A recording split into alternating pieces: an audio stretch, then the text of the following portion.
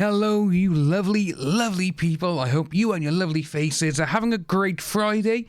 And as you can see by here, I have just finished watching Hocus Pocus 2, and I just absolutely loved it. The film, for me, I would probably give this, just for the entertainment factor alone, 10 out of 10, because I absolutely loved it. It is so funny, and take it for what it is, which is a sequel to Hocus Pocus and a brilliant children's film. It's absolutely awesome. And we're not going to go over the entire story because, again, it's literally like the same. Someone, lights the burning flame and they come back again, and that's really it. But it's the interactions between Winnie, Sarah, and Mary, because they're just so funny. It is absolutely amazing and amazing. And I just loved it.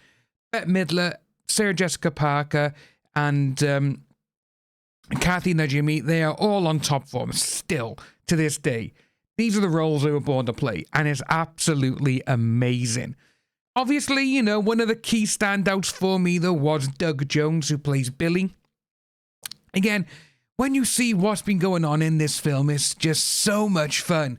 I know, Billy, like I was just saying, he's just so good in it. Again, he's Doug Jones. It's just, these are the roles he was born to play, because he's just such an elegant, the way he moves his body when he's in prosthetics and everything else. You got The Shape of Water, you got the Hellboy films, you got so many, Pan's Labyrinth, there's just so many films this guy's been a part of. He is just amazing. But overall, the entire film is good. It's really funny.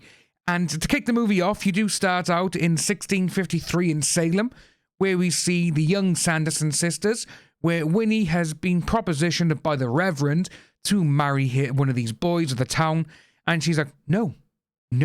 And I use the God's name in vain. And she's taking in delight in doing it. The young actresses they got to play the young Sanderson sisters, top-notch casting.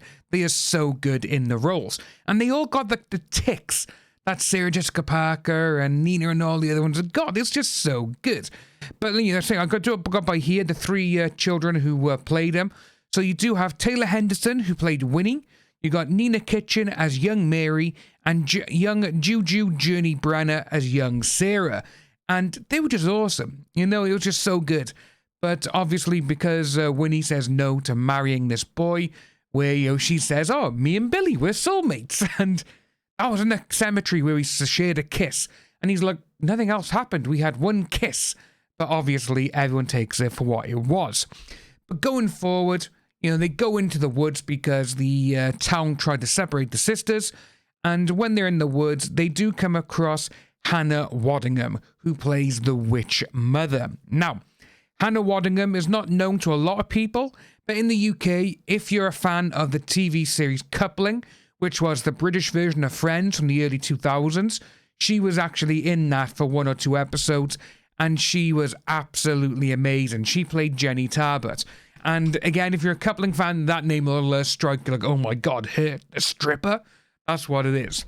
But going forward, going now in present day and all this kind of stuff, we do find out that Book, he doesn't do certain spells because he thinks, no, you shouldn't do them. Which is absolutely amazing to see that this book now has emotions. It now has opinions, which is brilliant. But, they do go forward. They like, okay, what are we going to do? And that's when we meet our 3 protagonists of the film, which is, we do have Whitney Peak as Becca, who is her birthday on Halloween, and they normally, her and her 2 friends, so it's a trio with them, which we do have Belissa Escobedo as Izzy and Lilia Buckingham as Cassie. Now, Cassie has been, she got a boyfriend who's in the football team, so obviously she's too busy with him and all of his friends.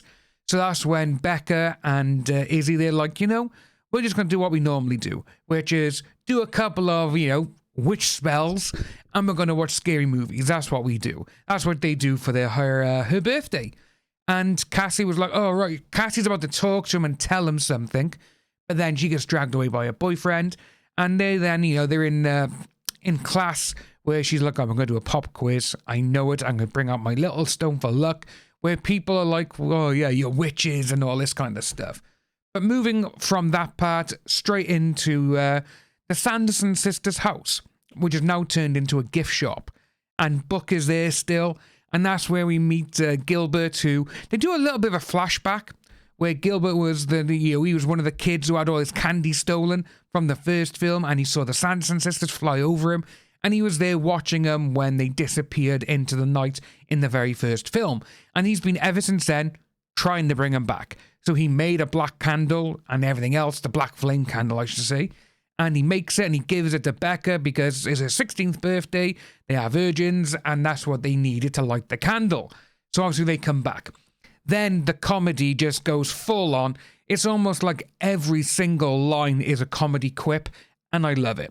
That's the kind of thing this film should be about. And it's one of the things, they start singing about children and all that, and Izzy and Becca, they're running away, and they're like, who are they performing to? And you know what? That's never struck me with a musical. When people start singing in musicals, everyone just miraculously gets them and starts singing with them. And when she goes, who are they performing for? I was like, you know what? That is absolutely hysterical. And that is one of the best lines of the film, because then obviously they're like, performing for you. Nina, do I need to talk to the side of her mouth? Yes, we love children. It's absolutely amazing.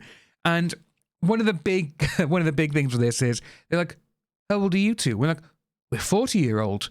And they're like, 40? You two? And they take them to Walgreens, which is like a Boots here in the UK, where they have all of the beauty products, which they show them. And I thought this part was actually really genius, because they get a couple of people who are dressed up as the Sanderson sisters, and they're like, oh, can we get a photo with you? After they've drunk all the face creams and all this kind of stuff. The girl takes a photo, a selfie with them. They're like, I can't see, there we go, all this kind of stuff. And they look at the photo, it's got the young filter on, and they're like, oh, we're youthful, and it's absolutely amazing. But then you actually do see them go over, and they get those circular mirrors, which has got the angles. They see them and they got square heads, and they're like, oh my god, we're ugly, and it's just absolutely amazing. Like you see, but here, this is the part here actually where they look in the mirror, and oh my god, I was just gone.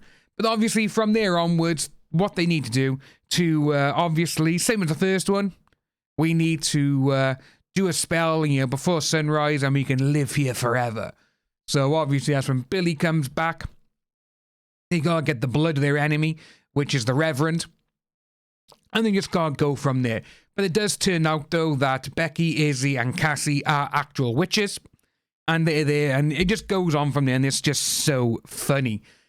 And the ending, I actually had a tear in my eye just because of it. I'm not going to spoil it, but I was there just like, you know what? That hit me right in the feels, which it did. And I'm just so happy to see that this is finally out. Because again, it's, next year, it's 30 years next year since the first one came out. And that is absolutely just mind-blowing to think. This day and age, we are getting films coming out which is just amazing, and there's sequels to films that came out in the 80s and the 90s, where people are going, no one wants them, but you watch them, and they're just getting the love that they deserve. Again, you do see a couple of other film sites that go, Hocus Pocus 2 is not bewitching, it's not this, it's not that. It's a kid's film. It's a sequel to the first film. That is exactly what it is. Take it for what it is, and I did, and I absolutely loved it. It's basically a bit like Top Gun Maverick, how that was so good and better than the first. I actually enjoyed this one more than the first one. I watched the first Hocus Pocus again last night, but I much prefer this one. I think it's just, I think because it's got up to date, it's quite a few jokes, a little bit risque sort of thing, a bit like Simpsons borderline jokes for adults and everything else. That's what I loved about it. But ladies and gentlemen, if you are new to the channel, please like and subscribe. Hit that notification bell for future updates, and I'll see each and every one of you soon.